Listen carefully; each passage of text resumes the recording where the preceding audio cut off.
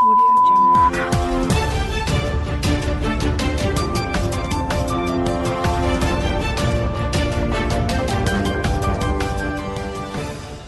नमस्कार, ये रेडियो प्रज्ञा है। अब आप आर के भट्ट से प्रज्ञा टाइम्स सुनिए। पहले सुर्खियां। अतिक्रमण पर चला प्रशासन का बुलडोजर, मकान और शौचालय किए गए ध्वस्त। ई स्टाम्प 100% शुद्ध, फर्जी एवं धोखाधड़ी का नहीं है डर।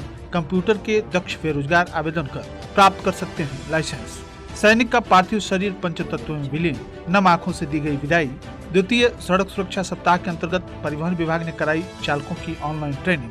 ऑनलाइन त्रुटि होने पर बीएसए ने 43 शिक्षकों का अंतर जनपदीय स्थानांतरण किया निरस्त।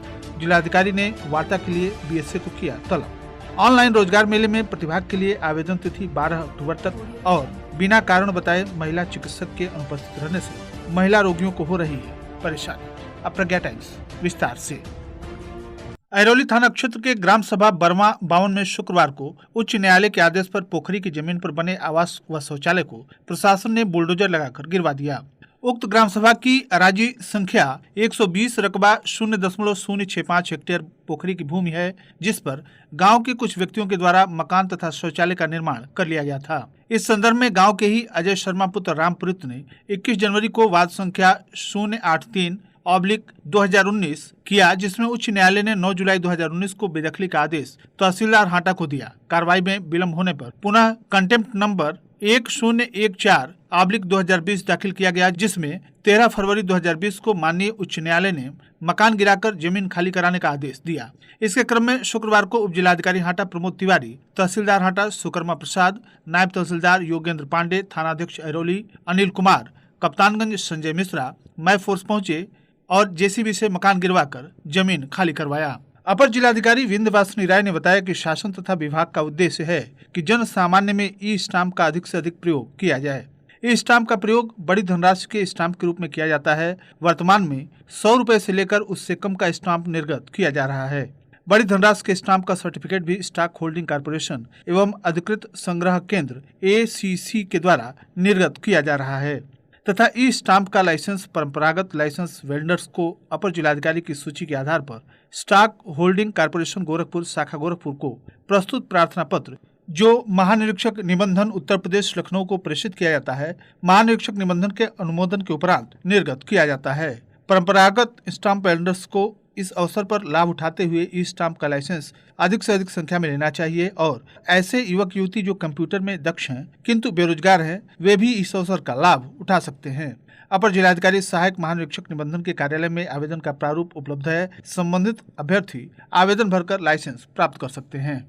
उन्होंने बताया कि ई स्टाम्प 100% शुद्ध है और इसमें किसी प्रकार के जाली, फर्जी तथा धोखाधड़ी होने का प्रश्न ही नहीं है। जनपद के पटहरवा थाना क्षेत्र के बदुराव गांव के सैनिक रामेश्वर गुप्ता का पार्थिव शरीर गुरुवार की देर रात घर लाया गया। पार्थिव शरीर के घर पहुंचते ही ग्रामीणों की भीड़ जुटने लगी। इस दौरान परिजनों की चीख पुकार सुनकर सभी की आंखें भर आईं। सुबह होते होते परिजन मुख्यमंत्री को मौके पर बुलाने की जिद करने लगे। इस दौरान मौके पर देवरिया सांसद रमापति राम त्रिपाठी एवं फाइलनगर के विधायक गंगा सिंह कुशवाहा सहित अन्य लोग पहुँचे। सांसद व विधायक के द्वारा काफी देर तक मान मनोबल के बाद परिजन अंतिम संस्कार के लिए राजी हुए। अंतिम यात्रा निकलने के बाद गाँव के लोग दरवाजे पर गार्ड ऑफ ऑनर नहीं दिए जाने से नाराज होकर प्रदर्शन करने लगे।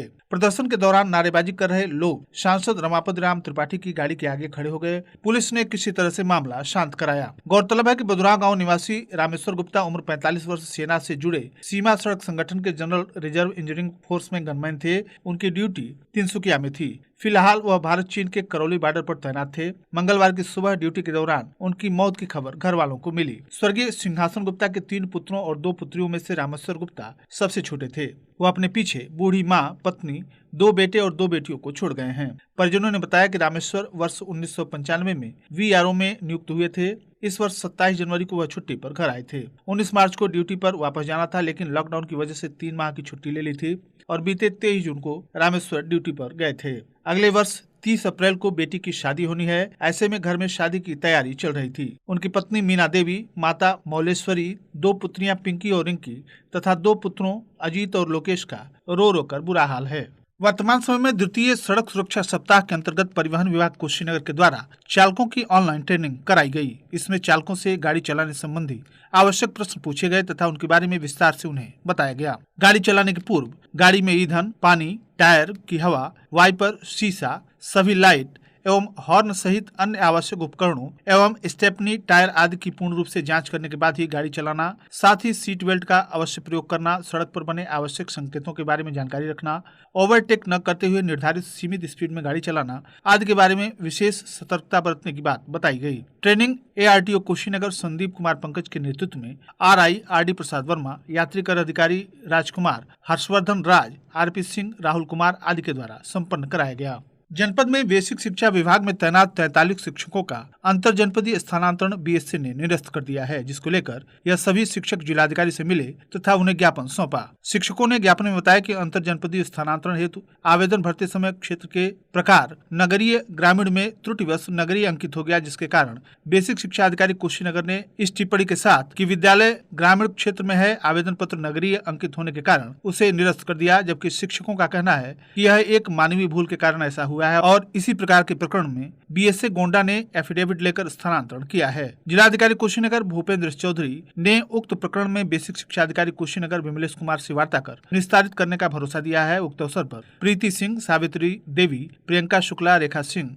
नेहा यादव, निधि त्रिपाठी, नीतू पाल, श्वेता त्रिपाठी सहित दर्जनों की संख्या में शिक्षिकाएं उपस्थित रहीं। सहायक जिला रोजगार सहायता अधिकारी शाहनवाज आलम ने बताया कि जिला सेवा आयोजन कार्यालय कुशीनगर के द्वारा ऑनलाइन रोजगार मेले का आयोजन किया जा रहा है। इच्छुक अभ्यर्थी विभागीय वेब पोर्टल सेवायोजन.up.nic.in पर दिनांक 12 अक्टूबर को सायंकाल 5 बजे तक ऑनलाइन आवेदन कर सकते हैं। रोजगार मेले में अभ्यर्थी को कार्यालय में आने की आवश्यकता नहीं है। यह पूर्णतः ऑनलाइन प्रक्रिया है। इस रोजगार मेले में exact aqua private limited, Kalyani solar power private limited, Magadh agrotech, make Organics India, टेस्को renewable energy solution एवं स्क्रैपिक्स इंडिया प्रतिभाग कर रही हैं। उक्त कंपनियों के द्वारा क्रमशः multitasking helper, field executive, marketing officer, business expert executive आदि जैसे विभिन्न पदों पर चयन ऑनलाइन प्रक्रिया के द्वारा संपादित किया जाएगा। सुकरौली उपनगर के देवतहा स्थित सामुदायिक स्वास्थ्य केंद्र पर तैनात एकमात्र महिला चिकित्सक के अस्पताल न आने के कारण अस्पताल पर आने वाली महिला रोगियों को काफी दिक्कत का सामना करना पड़ रहा है। अस्पताल पर तैनात महिला चिकित्सक डॉक्टर शिक्षा वर्मा पिछले कई दिनों से बिना कारण के अस्पताल नहीं आ रही हैं। इनके इस रवैये से आम लोगों को स्वास्थ्य सुविधाएं उपलब्ध कराने को सरकार की मंशा धूल धूसरित हो रही है। वहीं अस्पताल पर तैनात अन्य स्वास्थ्यकर्मियों में भी इनके मनमाने व्यवहार को लेकर नाराजगी है। मुख्य चिकित्सा अधिकारी डॉक्टर NP गुप्ता ने बताया कि अस्पताल पर चिकित्सक का न आना लापरवाही है, जांच कर कार्रवाई कराई जाएगी। जनता इंटर कॉलेज सहसा मठिया के नवनिर्वाचित प्रबंधक उमेश राव विद्यालय में पदभार ग्रहण कर लिए विद्यालय परिसर का निरीक्षण किया और साफ सफाई के लिए निर्देशित किया। इस अवसर पर कार्यवाहक प्रधानाचार्य कपिल देव प्रसाद, मंत्री विनोद राव, शिक्षक वकील प्रसाद, मजीबुल्ला राही, रामबदन मिश्र, असलम, देवेंद्र सिंह, सोनू राव, प्रबंध समिति के सदस्य त्रिगसेन राव के अलावे बबलू राव, दिनेश पांडे, लिपिक नीरज कुमार राव सहित विद्यालय के अन्य शिक्षक भी उपस्थित रहे। विकासखंड मोतीचक के अंतर्गत ग्राम सभा लोहेपार बाबू टोला में बिजली के पोल दूर दूर लगाए गए हैं। बिजली का तार जमीन व छत के करीब लटक रहा है, जिससे लोगों में दुर्घटना की आशंका बनी हुई है। प्राप्त सूचना के अनुसार लोहेपार बाबू टोला के सड़क के किनारे लगाए गए दूर दूर बिजली के पोल के कारण तार जमीन से लगभग 1.5 मीटर ऊपर है, जिससे आने जाने वाले 4 पहिया वाहन गाँव में नहीं जा पा रहे हैं। अगर किसी तरह से वाहन गाँव के अंदर चला जा रहा है तो बिजली के तार को टोचन करके वाहन को किसी तरह से बाहर निकाला जाता है। यही हाल गांव के बाहर भी है। इस अवसर पर धर्मेंद्र राव, प्रमोद राव, राम बालक प्रसाद, श्रीनिवास प्रसाद, ललन राव, छठू यादव, धनंजय पांडे, मिंटू राव, महेंद्र प्रसाद, साधु प्रसाद आदि ने झूल रहे तारों को पोल से ठीक से लगाने की मांग की है। शुक्रवार को 1976 व्यक्तियों की कोरोना रिपोर्ट प्राप्त हुई, जिसमें से 1945 की रिपोर्ट नेगेटिव तथा 31 की पॉजिटिव पाई गई। संक्रमित व्यक्ति मोतीचक के 1, फाजिलनगर के 8, कप्तानगंज के 1, कसिया के 2, पटौना के 3, तमकुही के 11, खड्डा के 2, सेवरही के 2 तथा हाटा के 1 रहने वाले हैं। इस प्रकार कुल संक्रमित मरीजों की संख्या बढ़कर 5000 के पार 5010 हो गई है, जबकि वर्तमान समय में 239 पेशेंट एक्टिव हैं। अब तक संक्रमण से कुल मृतकों की संख्या 49 है और जनपद में 31 कंटेनमेंट एरिया चिन्हित किए गए हैं। मुख्य चिकित्सा अधिकारी डॉक्टर NP गुप्ता के द्वारा जारी प्रेस नोट में बताया गया है कि अब तक जनपद में कुल संक्रमित मरीजों में से 4,722 पूर्ण रूप से स्वस्थ हो चुके हैं, जबकि 1,50,003 संदिग्ध व्यक्तियों के सैंपल जांच कराए जा चुके हैं। उन्होंने बताया कि 2,604 व्यक्तियों के सैंपल शुक्रवार को जांच के लिए भेजे गए। जिला प्रबंधक उत्तर प्रदेश अनुसूचित जाति वित्त एवं विकास निगम लिमिटेड रश्मि मिश्रा ने बताया कि जनपद कुशीनगर में गरीबी रेखा के नीचे जीवन यापन करने वाले अनुसूचित जाति के बेरोजगार व्यक्तियों जिनके पास शहरी क्षेत्र अथवा व्यवसायिक क्षेत्र में स्वयं की अपनी निजी भूमि हो से 13.32 वर्ग मीटर बरामदा सहित साइज की दुकान के निर्माण हेतु निर्धारित प्रारूप पर दिनांक 26 अक्टूबर तक आवेदन पत्र वर्ष 2020-21 हेतु आमंत्रित किए गए हैं। इच्छुक व्यक्ति किसी भी कार्य दिवस में अधो हस्ताक्षरी के कार्यालय में विकास भवन द्वितीय तल कमरा नंबर 15 में संपर्क कर सकते हैं। और अंत में सुर्खियां एक बार फिर। अतिक्रमण पर चला प्रशासन का बुलडोजर, मकान और शौचालय किए गए ध्वस्त। ई-स्टाम्प 100% शुद्ध, फर्जी एवं धोखाधड़ी का नहीं है डर। कंप्यूटर में दक्ष बेरोजगार आवेदन कर प्राप्त कर सकते हैं लाइसेंस। सैनिक का पार्थिव शरीर पंचतत्व में विलीन, नम आंखों से दी गई विदाई। द्वितीय सड़क सुरक्षा सप्ताह के अंतर्गत परिवहन विभाग ने कराई चालकों की ऑनलाइन ट्रेनिंग। ऑनलाइन त्रुटि होने पर BSA ने 43 शिक्षकों का अंतर जनपदीय स्थानांतरण किया निरस्त। जिलाधिकारी ने वार्ता के लिए BSA को किया तलब। ऑनलाइन रोजगार मेले में प्रतिभाग के लिए आवेदन तिथि 12 अक्टूबर और बिना कारण बताए महिला चिकित्सक के अनुपस्थित रहने से महिला रोगियों को हो रही है परेशानी। इसी के साथ प्रज्ञा टाइम्स का ये अंक यहीं समाप्त हुआ। नमस्कार।